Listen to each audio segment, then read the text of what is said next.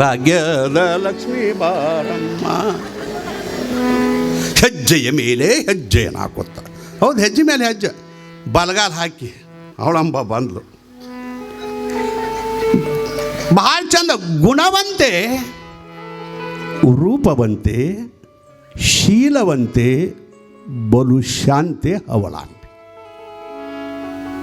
ಹೆಣ್ಣಿನಲ್ಲಿ ಇರಬೇಕಾದ ಎಲ್ಲ ಸದ್ಗುಣಗಳು ಆ ತಾಯಿಯಲ್ಲಿದ್ದು. ನಯ ವಿನಯ, ಗುಣವಂತೆ, ರೂಪವಂತೆ, ಶೀಲವಂತೆ, ಸದ್ಗುಣವಂತೆ, ಬಲು ಶಾಂತೆ, ಬಹಳ ಶಾಂತ ಹೆಣ್ಣುಮಕ್ಕಳು. ಹೆಸರು ಹವಳಾಂಬೆ. ಹೆಸರಿನೊಳಗೆ ತಕ್ಕ ಹವಳ, ಮುತ್ತು ರತ್ನ ಹವಳ. ಹವಳ ಹೆಸರು ಏನತ್ಲ ಹಂಗ ಹೆಸರು ಇಡ್ತಾರಲ್ಲಕ್ಕಾರ ಅವ್ಕೆ ಸಂಬಂಧ ಇರೋದಿಲ್ಲ. ಶ್ರೀಮಂತ ಅವ್ಕೆ ತಿನ್ನಕ್ಕೆ ಕೂಡ ಇರೋದಿಲ್ಲ, ಹೆಸರು ಶ್ರೀಮಂತ. ಶಾಂತವ್ವ, ಊರು ತುಂಬ ಜಗಳವ್ವ ಅದಾರೇನು ಮತ್ತೆ ಯಾರು? ಶಾಂತವ್ವ ಊರಾಗ ಬರೇ ಇನ್ನು ಸಾಯ್ತಕ್ಕತ್ತಾರ ನೋಡವು ಯಾರು ಶಾಂತವ್ ಕೊಡಿದ್ರು. ಸ್ವಾಮಿ ಹೇಳಿದ್ದ ಶಾಂತವ್ವ ನೀ ಜಗಡಿ ಅಲ್ಲ, ಇದನ್ನು ಹೇಳಬೇಕು ಬಿಡಬೇಕು. ಹೆಸರ ಹಾಲವ್ವ, ಮಜ್ಜಿಗೆನ ಇಲ್ಲವ್ವ. ಹೆಸರ ಈ ಹೆಸರು ಭಾಳ ಚಂದ, ಹವಳಾಂಬೆ. ಹವಳ ತೊಳೆದ ಮುತ್ತಂತಾರಲ್ಲ ಆ ರೀತಿ ತರುಣ ಶುದ್ಧ, ಮನಶುದ್ಧ, ಭಾವ ಶುದ್ಧವಾಗಿದ್ದ ತಾಯಿ. ಖುಷಿ ಆತ, ಬಂಗಾರ ಮಗನಕ ಭಾಳ ಸಂತೋಷ ಆತ. ಭಾಗ್ಯದ ಲಕ್ಷ್ಮಿನ ನನ್ನ ಮನೆಗೆ ಬಂದು ಅಂತ ಖುಷಿ ಪಟ್ಲು. ಅತ್ತೆ ಖುಷಿ ಪಡ್ಬೇಕಾದ್ರೆ ಸುಸ್ತಾರ ಭಾರಿ ಬೇಕಲ್ಲ. ಅವೇನಂದ್ರೂ ಖುಷಿ ಪಡೋದಿಲ್ಲ ಅವು, ಅತ್ತೆಗಳು ಅಲ್ಲವ. ಅದು ನೀವು ಅಂದ್ಬಿಡ್ರಿ. ಅವು ಏನು ಮಾಡಿದ್ರು ನೀ ಮಗಳ ಅಂತ ತಿಳಿದೆ ಅಂದ್ರೆ ಆಕೆಗೆ ನಿನಗೆ ಅವ್ವ ಅಂತ ತಿಳಿತಾಳು. ನೀ ಮಗಳಿಗೊಂದು ಬೇರೆ, ಸೊಸೆಗೊಂದು ಬೇರೆ ಮಾಡ್ರೆ ಆಕೆ ಅವಗೊಂದು ಬೇರೆ, ಅತ್ತೆಗೊಂದು ಬೇರೆ ಮಾಡ್ತಾಳೆ. ಮೊದಲು ನಿಮ್ಮಲ್ಲಿ ಐತೆ ಅದು. ಅತ್ತೆ ನಾನು ಸೇರೋ ಒಳಗಳು ಸೇರವು, ನೀ ಆಕಿನ ಸೇರೋ ಒಳಗಿದಿ. ಹೊಂದಾಣಿಕೆ ಆಗಿಬಿಟ್ಲಾಕಿ ಹವಳಾಂಬೆ. ಹೊಂದಾಣಿಕೆ ಮಾಡಿಕೊಂಡು ಒಂದು ದಿವಸ ಕಾಡಲಿಲ್ಲ, ಬೇಡಲಿಲ್ಲ. ಅತ್ತೆ ಮಾವ ಇಲ್ಲ, ಅತ್ತೆ ಗಂಡಗ ಎದರುತ್ತರ ಕೊಡಲಿಲ್ಲ. ಪ್ರೀತಿ ಇದ್ದಲ್ಲಿ ಅದು ಸಹಜವಾಗಿರ್ತದೆ. ಎಲ್ಲರೂ ಬಹಳ ಪ್ರೀತಿಯಿಂದ ಹೇಳ ನಮ್ಮ ಸಂಸಾರ ಆನಂದ ಸಾಗರ ಅನ್ನಂಗಿರ್ತದೆ. ಸಂಸಾರ ಹಂಗಾದ ರೀ, ಜಾನನು ಲೌಕಿಕ ಪರಮಾರ್ಥವೆರಡನ್ನು ಮಾಡದೆ ಕೂಡಿ ನಡೆಸುತ್ತೇನೆ. ಸಂಸಾರ ಬಹಳ ಸಸಾರದ. ಬಸವಾದಿ ಶಿವಶರಣರೆಲ್ಲರೂ ಸಂಸಾರ ಮಾಡ್ಯಾರ. ಬಸವಾದಿ ಎಲ್ಲ ಶಿವಶರಣರೆಲ್ಲ ಸಂಸಾರ ಮಾಡ್ಯಾರ. ಸಂಸಾರದಳು ಮುಕ್ತಿ ಸಿದ್ಧ, ನಿತ್ಯ ಸಂಸಾರ ಯೋಗಿ ಲೋಕ ಪ್ರಸಿದ್ಧ. ಬಸವಾದಿ ಶರಣರು, ದೇವರ ದಾಸಮಯ್ಯನವರು ಇವರೆಲ್ಲ ಸಂಸಾರ ಮಾಡಿ ಜಗತ್ತಿನೊಳಗೆ ಪೂಜ್ಯ ಆಗಿಲ್ಲೇನು? ಪ್ರಪಂಚದೊಳಗಿದ್ದ ಪಾರಮಾರ್ಥ ಗೆದ್ದಿಲ್ಲೇನು? ಅಳಿಮಣದವಗೆ ಸಂಸಾರ ದುಃಖ. ಈ ಸಂಸಾರ ನಮಗೆ ದಾರಿದೀಪ ಆಗ್ತದ. ಸತಿಪತಿಗಳು ಒಂದಾದ ಭಕ್ತಿ ಹಿತ ಒಪ್ಪುದು ಶಿವಪತಂಗಿ. ಜಾನನು ಲೌಕಿಕ ಪಾರಮಾರ್ಥ ಎರಡೂ ಕೂಡ ಅದ್ಭುತವಾಗಿರುವ ಗಂಡನಲ್ಲಿರುವಂಥ ಸ್ವಭಾವವನ್ನು ಹೆಂಡತಿ ಗೊತ್ತು ಮಾಡಬೇಕು. ಹೆಂಡತಿಯ ಸ್ವಭಾವವನ್ನು ಗಂಡ ಗೊತ್ತು ಮಾಡ್ಕೊಂಡು ಹೋದ್ರಂದ್ರೆ ಎಂಥ ಸಂಸಾರ. ಅಲ್ಲಿ ವ್ಯಾಮೋಹ ಇರಬಾರ್ದು. ನಿತ್ಯ ಕರುಳಿಲ್ಲದ ಕಲಿಗಳು ನಮ್ಮ ಶರಣರು. ಮೋಹ ಇರಬಾರ್ದು, ಕಾಮ ದೃಷ್ಟಿ ಇರಬಾರ್ದು, ಪ್ರೇಮ ದೃಷ್ಟಿ. ಆ ರೀತಿ ಆಗಿರ್ತೀವಿ ಇವರ ಸಂಸಾರ. ಭಾಳ ಅದ್ಭುತವಾಗಿರುವಂಥ ಸಂಸಾರ. ಅವರ ಸಂಸಾರ ಹೇಮರೆಡ್ಡಿ ಮಲ್ಲಮ್ಮನ ನೆನಪಿಸುವಂಥ ಸಂಸಾರ. ಸತ್ಯವಾನ ಸಾವಿತ್ರಿಯನ್ನು ನೆನೆಸುವಂಥ ಸಂಸಾರ. ದೇವರ ದಾಸಮಯ್ಯ ದುಗ್ಗಳೆಯನ್ನು ನೆನೆಸುವಂಥ ಸಂಸಾರ ಇತ್ತು ಅವ್ರದ್ದು. ಆ ರೀತಿ ಹೊಂದಾಣಿಕೆ ಮಾಡ್ಕೊಂಡು ಅವರು ಪ್ರಪಂಚವನ್ನು ಮಾಡ್ತಿದ್ರು. ಮತ್ತೊಬ್ಬರು ನಮ್ಮ ಪ್ರಪಂಚವನ್ನು ನೋಡಿ ನಗಬಾರ್ದು, ಕಲಿಬೇಕು. ನಿಮ್ಮ ಪ್ರಪಂಚನ ನೋಡಿ ಅವೇನು ಮಾಡ್ತಾವೆ ಪ್ರಪಂಚ ಅಂತ ಅಪಹಾಸ್ಯ ಮಾಡಬಾರ್ದು. ನಿಮ್ಮ ಪ್ರಪಂಚವ ಮತ್ತೊಬ್ಬರಿಗೆ ದಾರಿ ದೀಪ ಆಗಬೇಕು. ಸಿದ್ದೇಶ್ವರ ಅಪ್ಪಗಳು ಹೇಳ್ತಿದ್ರು, ಗಂಡ ಹೆಂಡತಿ ಅಂದರೆ ಜಗಳಾಡೋದಪ್ಪ. ಜಗಳಾಡಿದ್ರನ ಗಂಡ ಹೆಂಡತಿ ಹೇಳ್ತಾರ ಅವು, ಹೌದಲ್ಲ? ಆದರೆ ಅದು ಗಂಡ ಹೆಂಡರ ಜಗಳ ಹೆಂಗಿರಬೇಕು ಅಂದ್ರೆ ಹೊರಸ ಬಾಕಲದ ಹೊರಗೆ ಜಗಳ ಹೋಗಿರಬಾರ್ದು. ಮತ್ತೊಬ್ಬರು ಬಂದ ನಿನ್ನ ಜಗಳ ಮುಗಿಸಾಕ ಮತ್ತೊಬ್ಬರಿಗೆ ಗೊತ್ತಾಗಬಾರ್ದು. ಹಂಗೆ ಸಂಸಾರ ವಿಷಮ ಸಂಸಾರ ಇದು, ಸರಳ ಇರೋದಲ್ಲ. ಅಂಥದ್ರೊಳಗೆ ಸರಳತೆಯನ್ನು ಮಾಡ್ಕೊಂಡು ಭಾಳ ಸರಳ ಅದ ರೀ. ಪ್ರೀತಿ ಎಂಬುದೊಂದು ಇತ್ತಂದ್ರೆ ಆ ಸಂಸಾರ ಭಾಳ ಸಸಾರ ಆಗ್ತದೆ. ಅದ್ರೊಳಗೆ ಮಾಯಾ ಮೋಹ ಮಮಕಾರಗಳ ಜಾಡ್ಗಟ್ಟಬಾರ್ದು. ಅದು ಪರಮಾತ್ಮ ಕೊಟ್ಟಾನಲ್ಲ ಈ ಜೀವನ ಚಂದಂಗೆ ಮಾಡ್ಕೊಂಡು ಹೋಗ್ಬೇಕು. ಹೌದು, ಪರಮಾತ್ಮ ಕೊಟ್ಟಾನ ಈ ಜೀವನ. ಎಲ್ಲೋ ಹುಟ್ಟಿದ ಹೆಣ್ಣಿಗೆ ಎಲ್ಲೋ ಹುಟ್ಟಿದ ಗಂಡ ನಂದು ಅಂತ ನಾವು ತಿಳ್ಕೊಂಡು ಬಂದೀವಿ ಅಂದಾಗ ಮದುವೆ ಅದಕ್ಕಿಂತ ಮೊದಲು ಅವನದೇನು ಗೊತ್ತಿತ್ತ, ಆಕಿದೇನು ಗೊತ್ತಿತ್ತ. ಎಲ್ಲೋ ಹುಟ್ಟ್ಯಾರ, ಎಲ್ಲೋ ಬೆಳೆದಾರ, ಎಲ್ಲೋ ಕೂಡಿ ನಾನು ನನ್ನವರು ಅಂತ ತಿಳ್ಕೊಂಡು ಹೋಗ್ತೀವಲ್ಲ, ಇದು ಸಂಸಾರಲ್ಲ. ಯಾವಾಗ ಮತ್ತೆ ಅಗಲಿ ಹೋಗ್ತೀವಿ ಅನ್ನೋದು ಗೊತ್ತಿಲ್ಲ. ಇರುವಷ್ಟು ದಿನ ಸುಂದರವಾಗಿ ಜೀವನ ಮಾಡಿ ಪರಮಾತ್ಮನ ಧ್ಯಾನ ಮಾಡ್ಕೊಂಡು ಪ್ರಪಂಚದಲ್ಲಿ ಇರಬೇಕು, ಪರಮಾರ್ಥ ದಾರಿ ಒಳಗೆ ನಡಿಬೇಕು. ವ್ಯಾಮೋಹಕ್ಕೆ ಬಲಿ ಆಗ್ಬೋದು. ಹಚ್ಚಿಕೊಂಡರೆ ಬಿಡಿಸಿಕೊಳ್ಳುವುದು ಬಹು ಕಷ್ಟ. ಕೆ.ಸಿ. ಶಿವಪ್ಪನವ್ರಂತ, ಹಚ್ಚಿಕೊಂಡರೆ ಬಿಡಿಸಿಕೊಳ್ಳುವುದು ಬಹು ಕಷ್ಟ. ಇರಬೇಕು, ಇದ್ದು ಇಲ್ಲದಂಗೆ ಇರಬೇಕು. ಹಂಗೆ ಇದ್ರು ಅವರು. ಹೆಂಗಿರಬೇಕು ಅಂದ್ರೆ ನಿಮಗೊಂದು ಮಾತು ಹೇಳ್ತಾನೆ. ಸಂಸಾರ ಅಂದ್ರೆ ಹೆಂಗಿರಬೇಕು ಅಂದ್ರೆ ದಾಸಿಮಯ್ಯ ದುಗ್ಗಳರಿ ಹೆಂಗೆ ಇರಬೇಕು. ಇದು ಎಲ್ಲರಿಗೆ ಪಾಠ ಆಗಿ ಹೋಗ್ಯದ. ಅವರ ಸಂಸಾರ ಜಗತ್ತಿಗೆ ಪಾಠ ಆಯಿತು. ಆ ಊರೊಳಗೆ ಜಗಳಾಡಿದ್ರಂತಿಬ್ರು ಯುವಕರು, ಜಗಳಾಡ್ರಂತ. ವಾಪ್ ಬಂದಂತ, ಏನು ಮಾಡ್ತೀವಿ ಸಂಸಾರ ತಗೊಂಡು ಬೆಂಕಿ ಹಚ್ತಾನ, ಎಂತೆಂಥವರೆಲ್ಲ ಹಾಳು ಹೋಗ್ಯಾರಪ್ಪ, ಸಂಸಾರದೊಳಗೆ ಸುಖ ಇಲ್ಲ, ಅದಕ್ಕಾಗಿ ಸಂಸಾರ ಮಾಡೋದು ಬೇಡ, ಸುಮ್ಮನೆ ಯಾವುದಾರು ಮಠಕ್ಕೆ ಹೋಗಿ ಸನ್ಯಾಸಿಗಳಾಗಿ ಪರಮಾತ್ಮನ ಧ್ಯಾನ ಮಾಡಿ ಮುಕ್ತರಾಗೋಣ ಅಂತ ವಾಪ್ ಬಂದ. ಸನ್ಯಾಸಿ ಆಗೋಣ, ಈ ಸಂಸಾರ ಏನದ, ಇದರೊಳಗೆ ಏನೂ ಇಲ್ಲ, ನಾವು ಪರಮಾತ್ಮನ ಧ್ಯಾನ ಮಾಡಿ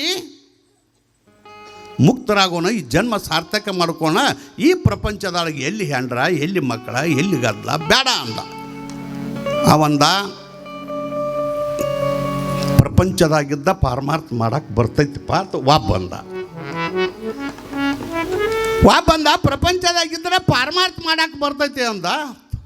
ಇವರಿಬ್ಬರು ಜಗಳಾಡಕೈತ್ರು. ವಾಪ್ ಬಂದ, ಸಾಧುನ ಆಗೋಣತ್ತು. ವಾಪ್ ಬನಾವ, ಮದುವೆ ಆಗೇನು ಶರಣ ನಾಮಸ್ಮರಣೆ ಮಾಡಕ್ಕೆ ಬರ್ತೈತಿ, ಪಾರಮಾರ್ಥ ಅಧ್ಯಾತ್ಮ ತಿಳಿಯಕ್ಕೆ ಬರ್ತೈತಿ, ಬಿಡೋದು ಬೇಡ ಸಂಸಾರ. ತಾವ ಇಬ್ಬರು ಮಾತಾಡ್ಕೊಂಡು ಇಬ್ಬರು ಜಗಳಾಡಕೈತರು. ನಿರ್ಣಯ ಮಾಡೋರೊಬ್ಬರು ಬೇಕಲ್ಲ, ಇದನ್ನು ನಿರ್ಣಯ ಮಾಡೋರೊಬ್ಬರು ಬೇಕಲ್ಲ. ಅವರೇ ಇಬ್ಬರು ಮಾತಾಡ್ಕೊಂಡ್ರು. ನೋಡು, ನಮ್ಮ ಊರೊಳಗೆ ದಾಸಮಯ್ಯನವ್ರಂದ್ರೆ ದೊಡ್ಡವರು, ತಿಳಿದವರು, ವಚನಗಳನ್ನು ಬರೆದವರು, ನಮಗೆಲ್ಲ ಗುರು ಆಗಿ ಮಾರ್ಗದರ್ಶನ ಮಾಡೋರು. ಅವರು ಸಂಸಾರಿಕರು ಅದಾರೆಲ್ಲ ಕರೆ, ಅವರು ಸನ್ಯಾಸಿ ಇದ್ದಂಗೆ. ಪಾರಮಾರ್ಥ ಪ್ರಪಂಚ ಎರಡೂ ನಡ್ಸೊಂದು ಹೊಂಟಾರ. ಅವ್ರದ್ದು ಒಂದು ಸಂಸಾರ ಐತಿ. ಅವ್ರು ಹಿರಿಯರ ತಿಳಿದವರು, ವಚನ ಬರೆಯವ್ರು ಅದಾರಲ್ಲ, ಅವ್ರನ್ನ ಹೋಗಿ ಕೇಳು ನಡಿ ಅಂದ್ರೆ. ಇಬ್ಬರು ಊರಾಗ ಜಗಳಾಡಿದ್ ಬೇಡ. ಅವ್ರು ಸಾಧುರಾಗ್ರಿ ಅಂದರು, ಸಾಧುರಾಗೋಣ, ಪ್ರಪಂಚ ಮಾಡಂದ್ರೆ ನಾವು ಪ್ರಪಂಚ ಮಾಡೋಣ ಅಂತ ಹೇಳಿ ದಾಸಮಯ್ಯನವ್ರ ಮನೆಗೆ ಹೋದ್ರು. ಇಬ್ಬರು ಹೋದ್ರು. ಅವ್ರ ಮನೆ ಬಂತು, ಕೈ ಮುಕ್ಕೊಂಡು ಒಳಗೆ ಹೋದರು. ದಾಸಮಯ್ಯನವರು ಕಾಯಕ, ನೇಯು ಕಾಯಕ ಮಾಡಾಕತ್ತಿದ್ರು. ಹೊರಗೆ ಪಡಸಲೆ ಒಳಗೆ ಕಾಯಕ ನಡೆದಿತ್ತು, ನೇಯುವಂಥ ಕಾಯಕ ಮಾಡ್ತಾ ಇದ್ರು. ತಾಯಿ ದುಗ್ಗಳೆ ಒಳಗೆ ಭತ್ತ ಕುಟ್ಟಕತ್ತಿದ್ದು, ಒಣಕಿ ತಗೊಂಡು ಭತ್ತ. ಇವರು ಹೋದರು. ದಾಸಮಯ್ಯನವರ ಶರಣರು, ಬರ್ರಿ ಶರಣ ಬರ್ರಿ, ಕೂಡ್ರಿ ಒಂದು ಚಾಪೆ ಹಾಸಿರು, ಕುಣಿಸರು, ಚಾ ಕುಡ್ರಿ, ಎಲ್ಲ ಹಿಂಗೆ ಮಾತಾಡಿರ್ತೈತೆ. ಮೊದಲು ಏನಪ್ಪ ಆರಾಮನ, ಆಮೇಲೆ ಅದು ಹಿಂಗೆ ನೈಕೊಂತಾನ. ಕಾಯಕಕ್ಕೆ ದ್ರೋಹ ಮಾಡಲಿಲ್ಲ ಕುಣಿಸರು ಅವ್ರನ್ನ.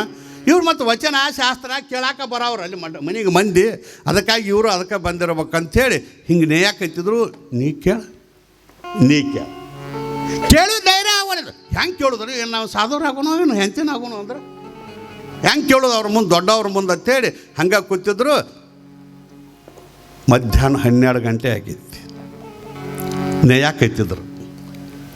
ನೇಯ ಟೈಮ್ದೊಳಗೆ ಏನಾಯ್ತು ಅಂದ್ರೆ, ಯಾಕಂದ್ರೆ ಎಳೆ ಹರಿತು.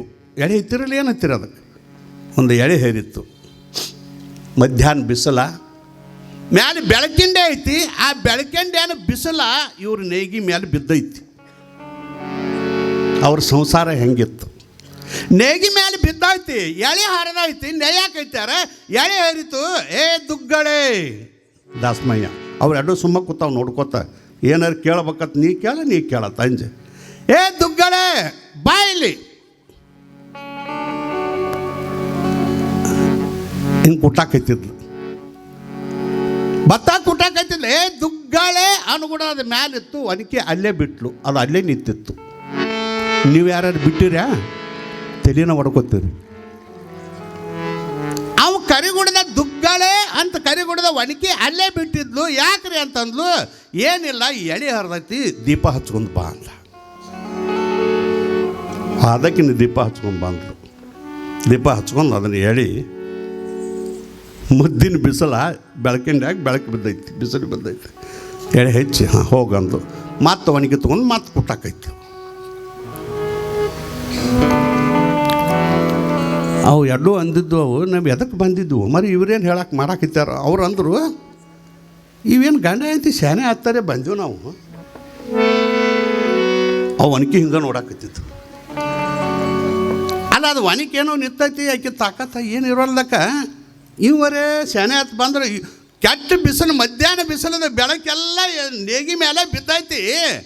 ಅವ ಏನತ್ತಾನ, ಏ ಚಿಮ್ನಿ ತೊಗೊಂಬ ಎಳೆ ಹರಿದೈತಿ ಅಂತ ಇವ ಅತ್ತಾನ. ಆಕೆ ಆಗಲಿ ಎತ್ತು ಚಿಮ್ನಿ ತೊಗೊಂಬರ್ತಾಳೆ, ಇವೇನು ಬುದ್ಧಿ ಐತೆ ಇಲ್ಲ ಅಂದ್ರೆ. ಒಬ್ಬರು ಕೂತ ಮೂತಿ ಯಾಕೆ ನೋಡಾಕ್ತಾರಪ್ಪ, ಏನು ಕೆಲಸಿತ್ತು ಆಗ ಕೇಳಿದವ. ಏನಿಲ್ಲರಿ ಮತ್ತೆ ಬಂದಾರ ದೊಡ್ಡವ್ರಲ್ಲ, ಅದಕ್ಕೆ ಏನಿಲ್ಲರಿ ಇವತ್ತಾನ ಸನ್ಯಾಸಿ ಆದ್ರನ ಮುಕ್ತಿ ಅವ ಅತ್ತಾನ. ಸಂಸಾರ ಅಂದ್ರೆ ಅದು ತೊಂದರೆ ಆಕೈತಿ, ಬೇಡ ಆತನ ಆತನು. ಅದಕ್ಕೇನು ಸಂಸಾರಗಳಾಗೋನೋ ಏನು ಸನ್ಯಾಸಿಗಳಾಗಬೇಕಂತ ಕೇಳಕ್ಕೆ ಬಂದದ್ದು ಅಂತ ದಾಸಮಯ್ಯನವ್ರು ಅಂದ್ರಂತ. ತಮ್ಮ ಇಟೋತಕ ಹೇಳೇನು ನಿಮ್ಗೆ ತಿಳಿದಿಲ್ಲ ಏನಂದತ್ತ. ನಿಮಗೆ ಇಟೋತಕ ಹೇಳೇನು ಏನು ತಿಳಿದೈತೆ, ಏನು ಹೇಳ್ಯಾರಿ ನಿಮ್ದ ಹೆಚ್ಚಾಗೈತಿ. ಏನು ಹುಚ್ಚರೋ ಶಾನ್ಯಾರೋ ಗೊತ್ತಾಗಲಿಲ್ಲ ನಮಗೆ. ನೀವು ಎಡೆ ತೊಗೊಂಬ ಅಂದ್ರಿ, ದೀಪ ತೊಗೊಂಬ ಅಂದ್ರಿ, ಎಡೆ ಹರಿದೈತಿ ಅಂದ್ರಿ, ಕೆಟ್ಟ ಬಿಸಿಲಾಗ ಬೆಳಕಿನಾಗ ಅವು ಹಾಕ್ಯಾರ. ಅವರೇ ನಿನ್ನ ಕಣ್ಣು ಕಾಣ್ತೈತಿಲ್ಲೋ, ಬಿಸಿಲಾಗ ದೀಪ ಅಂತ ಹೇಳ್ತಿ, ನೀವು ಅದ್ರ ಹತ್ತಿದ್ರಿ. ಏನ ನಿನ್ನ ಕಣ್ಣಾರೆ ಕಾಣ್ತಾವಿಲ್ಲ, ಬಿಸಿಲು ಬಿದ್ದೈತಿ, ದೀಪ ತೊಗೊಂಬ ಆತಿ ಹತ್ತಿದ್ರು. ನಿಮ್ದು ಏನು ನಮಗೆ ತಿಳಿಲಿಲ್ಲ ಅಂದು ಕೂಡಲೇ ಅಲ್ಲೇ ಐತೆ ನೋಡಂತ ಅಂದ್ರೆ ದಾಸಮಯ್ಯನವ್ರು. ಅಲ್ಲೇ ತಿಳಿಸೇನಪ್ಪ ನಿಮಗ, ಏನು ನಮಗೆ ತಿಳಿಲಿಲ್ಲರಿ ತಮ್ಮ. ಪತಿ ಆಜ್ಞೆಗೆ ನಾಳೆ ಇನ್ನೊಂದು ತಾಸು ಬಿಟ್ಟಲ್ಲ, ತೆಳಗಿಟ್ಟು ಹೂ ಅಂಡಿಲಾಕಿ ಮ್ಯಾಲೆ ಇಟ್ಕೊಂಡು ನಾ ಕರೆದು ಕೂಡಲೇ ಅಲ್ಲೇ ಬಿಟ್ಟು ಓಡಿ ಬಂದಳ. ಬಿಸಿಲು ಒಳಗೆ ಬಿದ್ದೈತಿ, ಬೆಳಕೈತಿ ಅಂತ ಎಳೆ ಹರಿದೈತಿ, ದೀಪ ತಗೊಂಬ ಅಂದ್ರೆ ಕಣ್ಣು ಕಾಣ್ತೈತಿಲ್ಲೋ ಅನ್ನೋದ ದೀಪ ತೊಗೊಂಡು ಬಂದಳ. ಇಂಥ ಹ್ಯಾಂತ ಏನಾರ ನಿಮಗೆ ಸಿಗಕ್ಕಿದ್ರ ಮದುವೆ ಆಗ್ರಿ, ಇಲ್ದರೆ ಯಾವುದಾರೆ ಮಠ ಸೇರಿ ಅಂದ್ರೆ ನಿಮಗೆ ಪರಮಾರ್ಥ ಮಾಡಕ್ಕೆ ಬಾ. ಇಷ್ಟ ತಿಳಿಸ್ಕೊಟ್ಟ. ಇಂಥ ಸತಿ ಹೆಂಡತಿ ಸಿಕ್ಕಳು, ಇಂಥ ಒಳ್ಳೆ ಹೆಂಡತಿ ಸಿಗುವಂಥ ವ್ಯವಸ್ಥೆ ಇತ್ತು ಅಂದ್ರೆ ಪಾರಮಾರ್ಥಕ್ಕೆ ಅಡ್ಡಿ ಇಲ್ಲ. ಹೋಗಿ ಬರ್ತೀವಿ ಅಥವಾ ಆದ್ರೆ ಇಂಥ ಹೆಂತ ಸಿಗ್ಬೇಕು ಎಲ್ಲರಿಗೂ.